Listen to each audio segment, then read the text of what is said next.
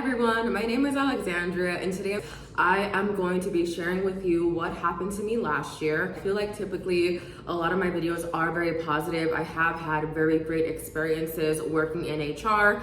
However, last year was just gave me a run for my money. I went through 2 different companies, 2 different types of positions that we're definitely gonna dive into in this video. So I love what I do in HR, and I think that's what I really want to differentiate with you guys, is that I love HR as a whole.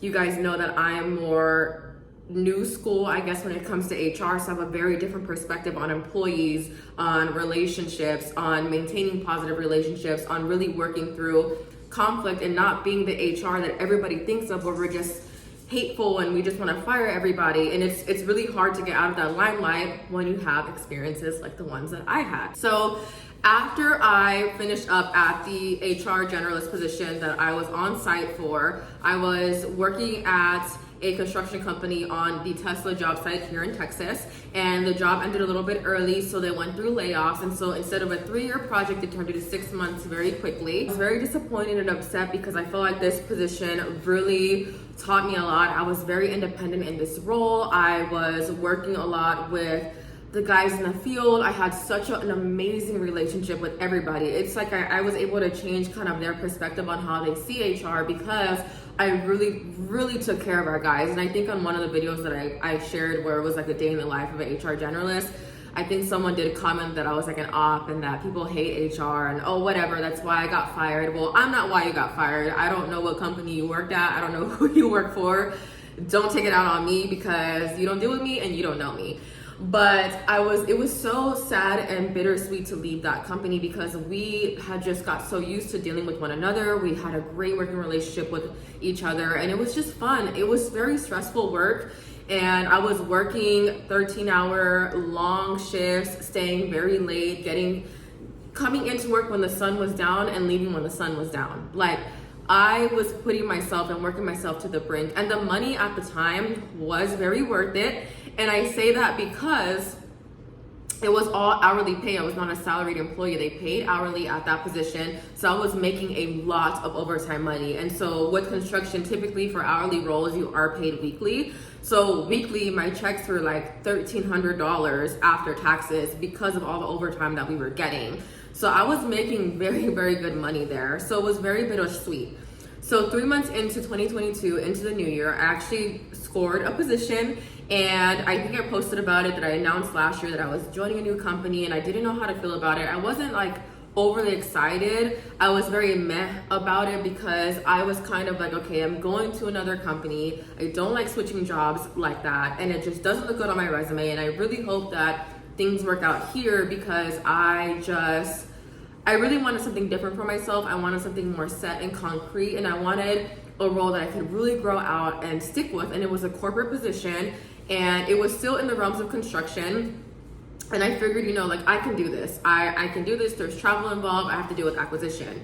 My mistake here, after the first time knowing how payroll can be, was that when I was being interviewed, I did get interviewed by the payroll manager, and she asked me specifically about being a payroll and benefits person, and I said no. I said I don't have any experience in that. I said unless you guys are going to have a training structure, keyword, unless, I don't think I would fit best for this position. I definitely fit more into the HR generalist, HR specialist side. I've done employee relations, but not enough to really do it full time with you, because there was some other conversation about certain specifics and questions that they were asking about it. But I just had to kind of really put it out there, like, I'm not a payroll person. I'm just not. I fit better on the HR side. If you guys need a recruiter, somebody to do onboarding, that's all what I can do. I'm here for it. If you want somebody that can answer, employee questions and queries that are coming through, that's where I thrive and fit the best. So I was very clear from the start that I was not a payroll person, to keep me in the HR side. That, I did ask in that interview, I said, is HR and payroll separate? Yes, it is, blah, blah, blah. I said, okay, great, because I had a horrible experience with the last position working on a construction side, and the payroll manager was very difficult to work with. And she kept trying to change a lot of our policies on the HR side that were super illegal and incompliant. Don't want to report to a payroll manager. So lo and behold, I did get hired on as an HR specialist. And when I started, they were like, your job is going to be onboarding and you're going to take on a piece of recruiting. And I was like, oh, great, recruiting. I haven't done much of recruiting for corporate level, but I can definitely learn, take it on. And, you know, onboarding is like flying colors for me at this point. I've been doing onboarding since I was an HR coordinator and assisting with some terminations and transfers, which is, again, things that I was used to doing. Now, I was not doing a lot of the firing in my past roles, but it was just more of processing on the back end, terminations, and making sure that all the documentation was there. So I was like, you know, this is great. When I got hired, I was hired with another person. He came in as an HR generalist. So I was a specialist, he was a generalist. We had a TA manager, we had a payroll manager, and then we had a benefits and training compliance person, and we had our VP of HR. So that was a good team. His job was going to be employee relations on the day-to-day, and he was assisting with payroll. So I figured, okay, he has the accounting experience, whatever. I don't want to tell too much of his story, but long story short, he did not mesh well with the payroll manager, and he was like, I'm done. Like, they just let him go after 2 weeks. He was just like, this isn't going to work. The VP was like, yeah, it's not going to work, and whatever. So it made me nervous because I could already see he was already kind of telling me all the issues he was having with the payroll manager. Imagine you start a job and you're only there for 2 weeks and you're already having issues. Red flags, red freaking flags. So I'm like, well, hopefully they find somebody else because I don't want to deal with her. I know I'm not a payroll person. I really don't want to deal with having to learn this and math and everything else. It's just, that is not my strong suit. I just don't want to do it. So doing well, happy, doing onboarding, doing my recruiting, helping out with, you know, just little queries that are coming in and out of the queue, learning some things about the company, learning about different processes, really just getting into the groove, in my own groove, working with this new team. About a month into them not being able to find somebody else to fill this spot, they are asking me, hey, we want you to help with payroll. And on top of helping with payroll, you're gonna do onboarding and recruiting. So I'm like, okay, I can do all three, but what does the training component look like for Paycom? Because Paycom and payroll and all of that, I haven't touched it. I'm not in there. I have access to everything else, but I have not touched Paycom on the payroll side. And so my VP was like, nope, there's gonna be training, you know, the payroll manager is gonna work with you, whatever. So I started doing payroll. I'm assisting with little things, checking like, you know, their hours, like just little stuff, nothing to extent where I'm having to actually run payroll, thank the Lord, nothing like that. And I'm still doing onboarding, and I'm also responsible not only for onboarding, but bringing in new hires through Paycom from the hired side into the onboarding piece, getting them set up, and then pushing them forward. And so when I first started learning how to do that, and I say learning very loosely, there was no SOP, there was no how-to, there was nothing. So the payroll manager, this is when the harassment kind of started. So the payroll manager started having, you know, these complaints about, oh, well, you're doing this wrong, you're doing that wrong. And so as she's telling me the things I'm doing wrong, I'm creating an SOP as I go. So she's like, hey, you missed this, I'm highlighting it, adding it, and I updated and built this like beautiful SOP booklet on how to onboard someone into the system because no one else knew how to do it. No one taught me, and there was no guide on how to actually get it done. And this is very specific. I did one for hourly and one for salary because it was a little bit different on how to do both. And I know with the HR generalist that had left, some of his complaints were, you guys don't have anything to teach somebody how to walk through it, but I'm getting docked every time something's wrong. So by this point, this is where the docking begins, and she's just constantly telling me that I'm doing things wrong or whatever. So I sent her this thing. I'm like, can you look over it, make sure that it's right, make sure that I didn't miss anything, what did I miss? And she's like, yeah, it looks good. And I'm following this book by book, step by step, every single time I'm hiring someone because I'm still having to learn the system myself. And then I would go back and double check through all the main tabs and the custom tabs to make sure that the information was there. So I had a regular SOP of a step-by-step, and then I had one for how to check yourself, basically. And she was gonna go in there and look, and even though it wasn't really her space to do so, and she had access to the HR tab, which is very interesting, and I will get to that later. But she had access to the HR tab, so instead of only having payroll, she had payroll and HR. So she was all up in our business. Anything we did, anything with the talent acquisition manager did, anything our training person did, we just had a lot of issues with her. She was just always in our business, always trying to change our process, and we're like, stay in payroll. Like, stop coming over here with what we're doing. Stay in your lane. And it became an issue because the team manager I was working with, she's like, hey, I really need Alex like Wednesday through Friday. Like, payroll is really only Monday, Tuesday for the weekly employees. So why is she still having to deal with stuff on Wednesday, Thursday, Friday? So even though we split our days, I am still getting docked because the payroll manager is going back to the VP of HR and telling her, Andrea is not working on this, and this, and I need her these days. And then I have my team manager who's like, no, these are my days with Alex, and she's not going to touch payroll. That's for you to take on the rest of the week. Like, why is she doing that? She has Monday and Tuesday with you, and Wednesday, Thursday, Friday, basically with me. Not to mention, guys, that I'm also responsible for onboarding on Monday mornings, and I'm responsible for I-9s that are due by Wednesdays. So it was just like, it was a lot to juggle, but I was handling it. I was like, being a team player, I was not complaining. I was like, guys, we can do this, we can work it out, figure it out, whatever. I had a meeting with the VP of HR. And to give you guys context that I haven't mentioned it before, the VP of HR that I worked for, she was never in office. She never came to work. The rest of us were in 2 days, out 3 days. She was never here. So that was another issue, that she was very non-existent to our team, which is a huge problem when there's nobody else really in a manager role. And it seemed like she had a very specific type of relationship with this payroll manager. And it just seemed like she was always taking her word over ours. When, mind you, she had already lost the HR generalist that was hired with me because of him. And then I found out as time went on that before I was brought on, they had an HR coordinator who was also let go because of the payroll manager. So there's already a trend. So we have this meeting and the VP's like, hey, by this point it's month almost 3, where I'm hitting my 3-month mark. And she's like, you're still having a lot of issues. The payroll manager is calling me and she's constantly telling me that you're having all these issues. And I'm like, well, can she give you examples? No examples of what I'm apparently messing up on, but I'm messing up on things.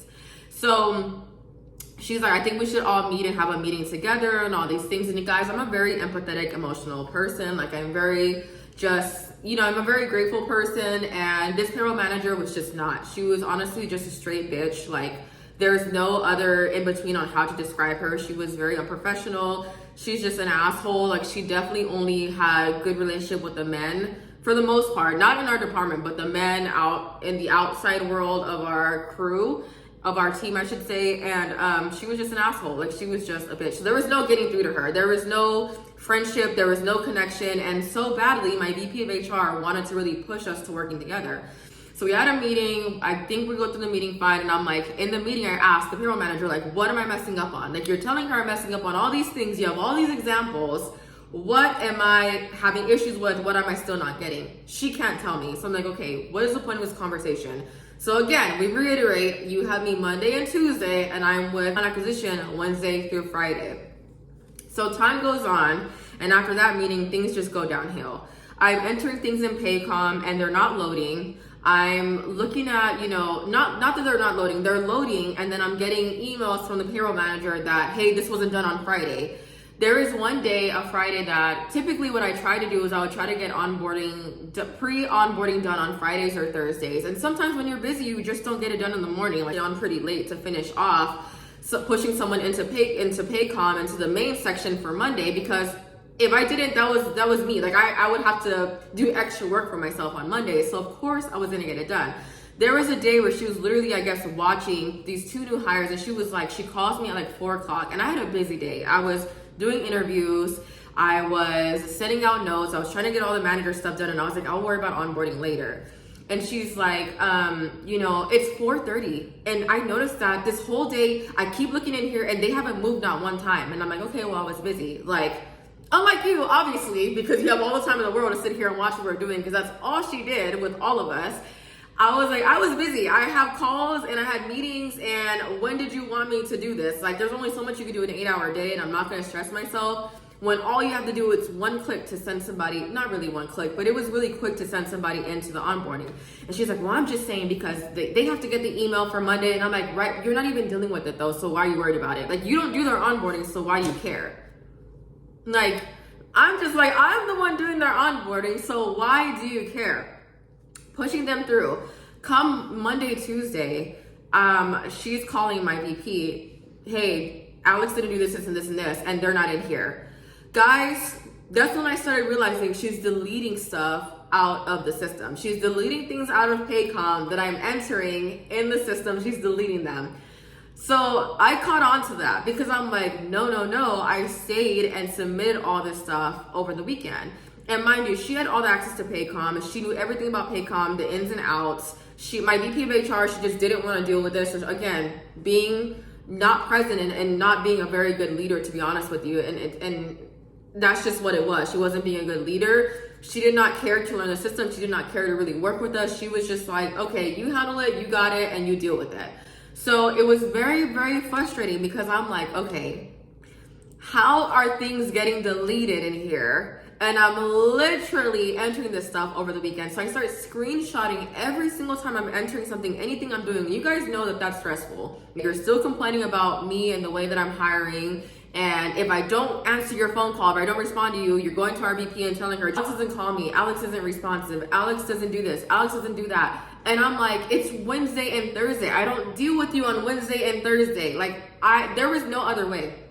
So my TA manager, bless her, I love her to this day. She's like my mentor for sure when it comes to recruiting. So she's like, I'm gonna start backing you up. I'm gonna start documenting everything that she's doing because there's no way. Then they had a little tussle because she basically was like, read our offer letters and started freaking out about like, why does the offer letter talk about drug screening, like blah, blah, blah. And we're like, no, those have to be on there because it's a conditional offer. These are also guidelines with signing on that if you don't pass your drug screen, that you're not gonna get hired for the position because you have to pass the drug screen to work for us. So we're documenting everything by this point. We're going through everything. My team manager's upset because she's like, why is she in our business? We're going back to the VP of HR like, hey, we're having issues. So one of the days I did sit down and I was having a reflection moment. And this was a couple weeks before I got let go.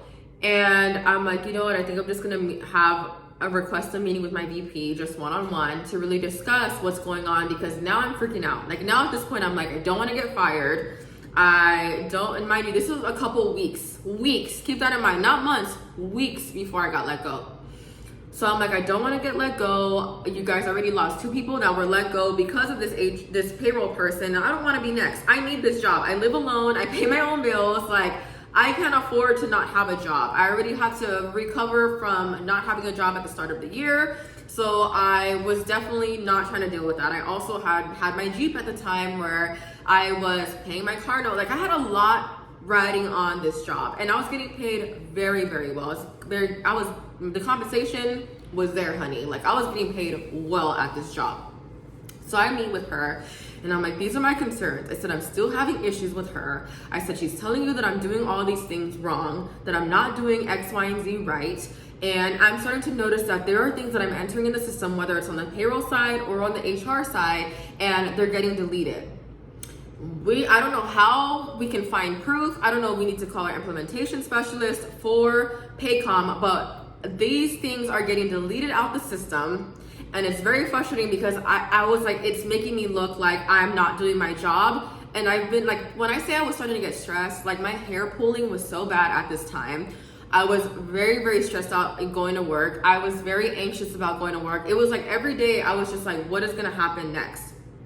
So my VP is like, no, honestly, I just don't think that you guys work well together. I think that, we're gonna post an ad for a payroll specialist and we're gonna post an ad for an HR manager, someone that's more at her level that can kind of deal with you guys, but also, someone that's in the payroll world that can understand and help her out.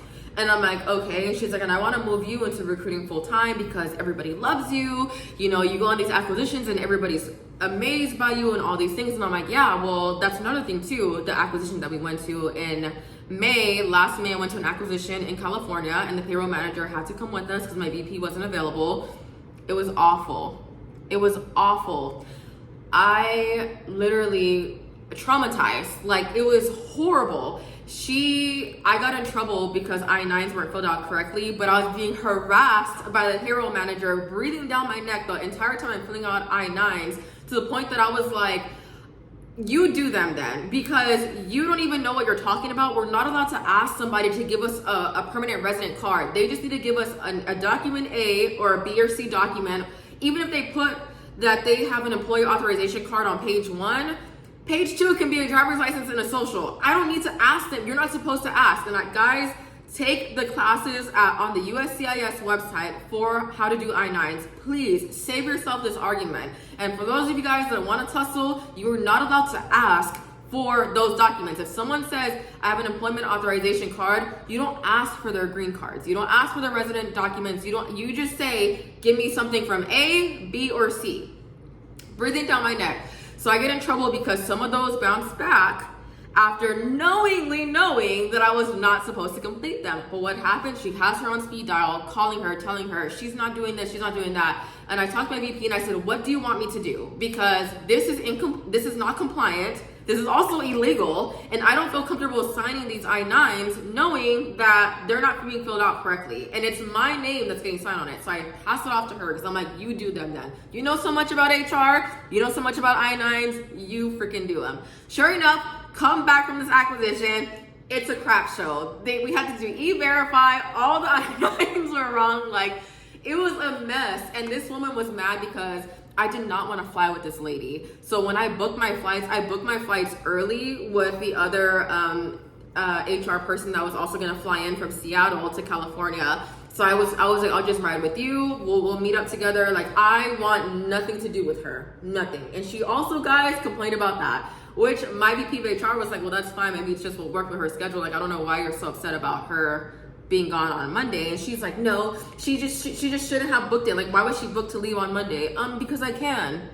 And I'm not coming in at midnight after I'm not going to work and then getting on a flight. And y'all know with traveling for work, and if you don't know, the last thing you really want to do is work all day and then book, unless I really had to do that. But if I have the option to book my own flights, I'm gonna do that. If my VP doesn't care, if my actual reporting manager doesn't care how I get there, as long as I'm there for when this acquisition is to be done, that's all that matters. That's all that matters. Complained about it. Like, everything that I was doing was an issue.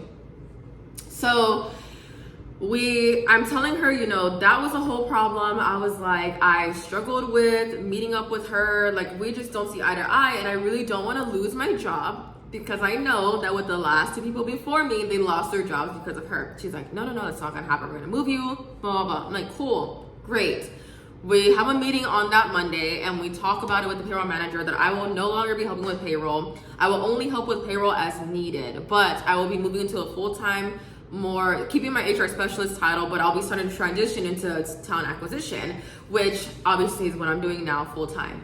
And my talent acquisition manager at the time, she was like, this is great. I can give you more training material. You're amazing. Like, you do really well with interviewing. You can really capture somebody and who they are and what they're looking for. And I'm just so excited. Like, everybody was really excited about this. Like, this was like a whole thing. I was excited. I was like, thank you, Jesus. Like, I'm finally getting away from this psycho lady. I don't want to deal with her. The less I have to deal with her, the better.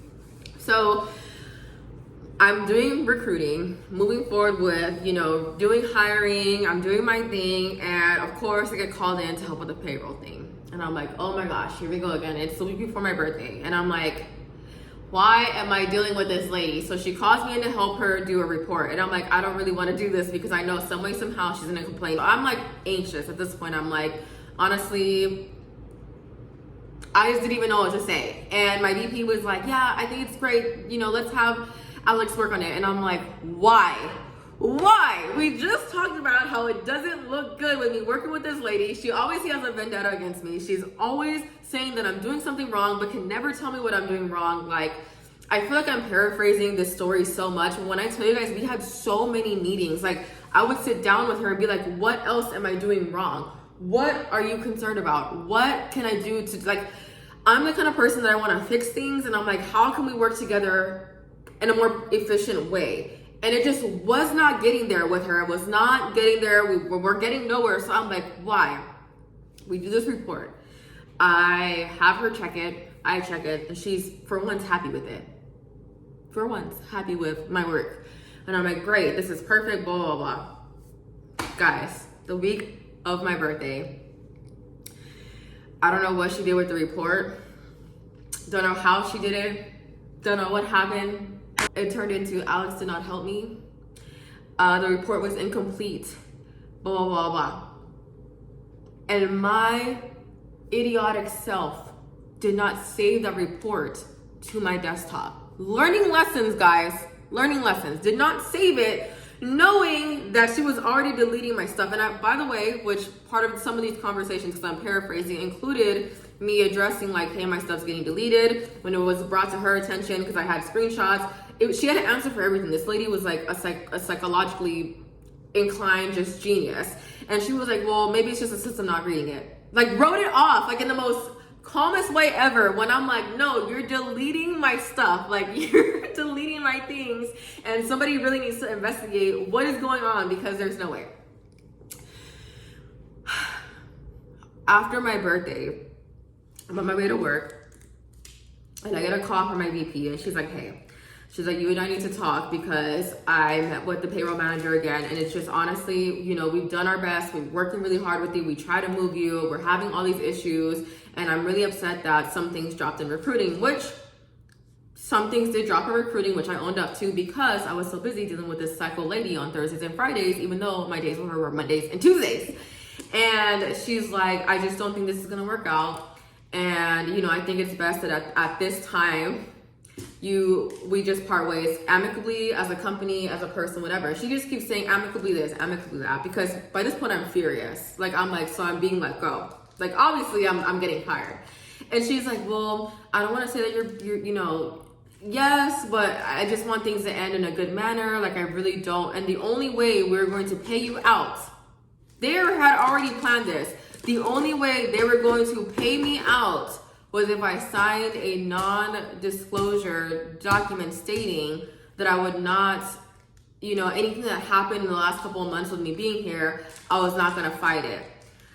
When you're living alone and you're depending on yourself, and you are depending on yourself to pay bills, and it is solely your responsibility to take care of yourself, what do you guys think I'm gonna do? I am in a rock and a hard place. It took me like a couple of days to really think about it. I said, well, send it to me and let me read it. And she's like, you have every right to have a lawyer look at it, whatever. And I'm reading it, and I'm just like crying at this point. And I'm so upset, because I'm like, I have documentation. I had emails, everything.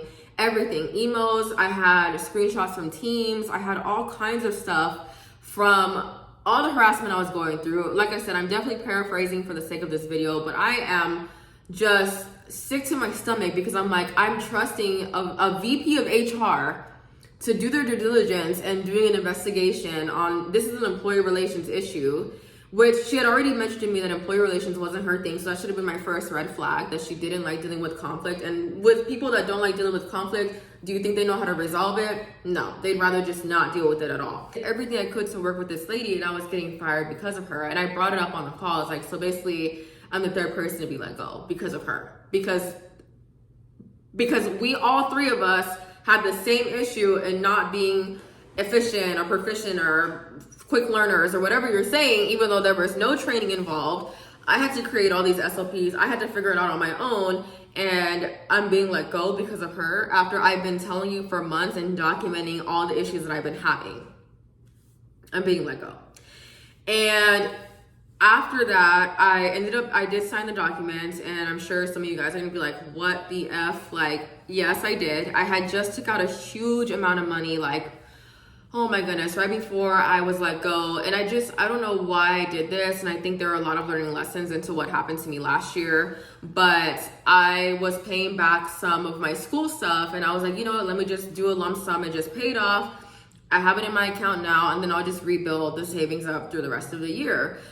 So I did not have enough to finish out 4 or 5 months of a lease. Like, I did not have enough. So I end up losing my job. I have to go pack up my stuff. The payroll manager is like hiding. Like, you did all of this to me this entire time, and everybody knew that it probably wasn't gonna end well, and you're hiding in your office. Like, her door was closed. She didn't want to come out. She was literally hiding. I packed up my things.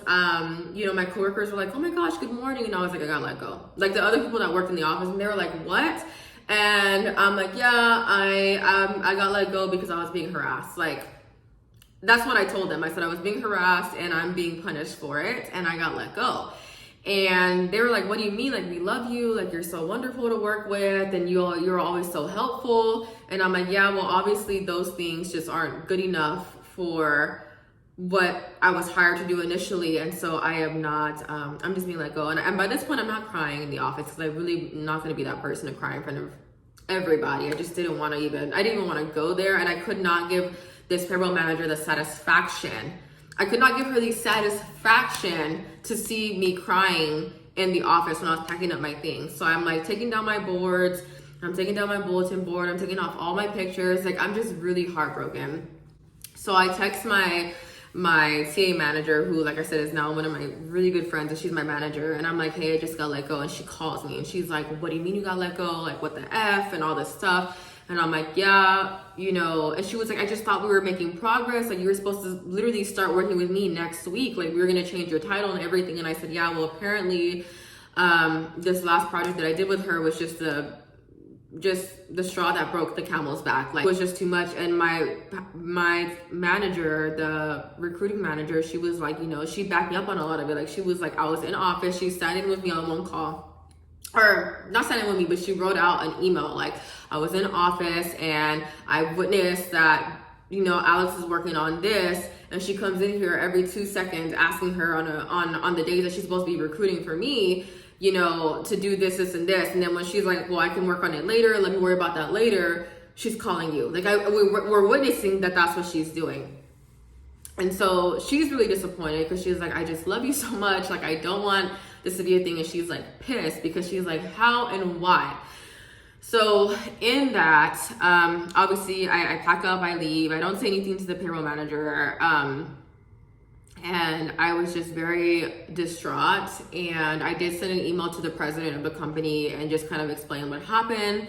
Don't know if that would have done anything. Well, now I know that it probably did. I'll get to that in a little bit. But I just did it on a whim, and I was very, like, not angry, but it was more so like, thanks for the opportunity. I really enjoyed this company. I do think that things need to be looked into in the HR world and payroll world of, you know, this company, because of the harassment that I was going through. And I added all the emails, threads, screenshots, all of the files that I had kept with all the harassment, and dates and times, and screenshots of text messages, and screenshots of, you know, all these things, and sent it to him.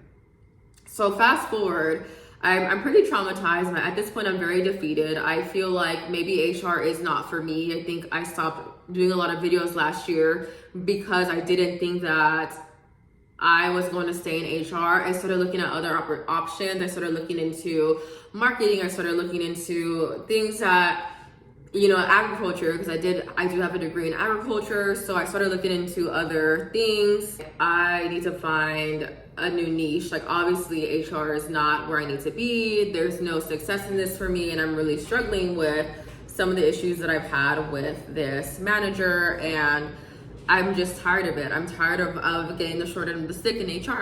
I'm over it. And that's really how I felt at the time. So I'm working with a temp agency. And this is gonna go into the second job where I had a horrible experience, because I had 2 horrible experiences back to back. I work with a temp agency, and I decided, like, obviously I'm gonna take a pay cut, which to me, I'm very realistic. I see it a lot in recruiting nowadays, where people are like, they apply to entry level roles and then they're like, I want $70K. And I'm like, why'd you apply for this? We're paying like $20 to $25 an hour. So I was applying to entry level roles. I'm like, at least if I can at least make 25 an hour, I'm good. Like, I know that's the max typically for these coordinator positions. And so whether it's marketing, HR, you know, business coordinator, and admin assistant, I'll take it at 20, 25 an hour. Like, something that'll just keep me afloat to get me through, you know, at least paying my car note and getting settled and situated on that aspect. So they had me join a tech company. And this, from the very beginning, was gonna be a mess. There was no in between from the day I got there. So I went from one crazy company working with a psychopath to a second company working with a psychopath, but instead the psychopath happened to be my HR director. So it was not a payroll manager, but an HR director. And the very first day I'm there, it was kind of a waste for me to be there, and I hate to say it like that, I got paid for nothing. And I know most people are like, well, at least you got paid, but like, I'm to HR in the sense that like, if I'm gonna be somewhere on day one, and I tell my managers this now, I'm like, if I hire somebody for you guys, or we bring somebody to fill this position that you're asking for, you better have a plan of what they're doing their first week. Do not have them sitting here twiddling their thumbs and wondering, why am I here? Like, I've already gotten feedback like that. I've been through situations like that. We are not gonna do this to our new hires, especially for our hourly positions.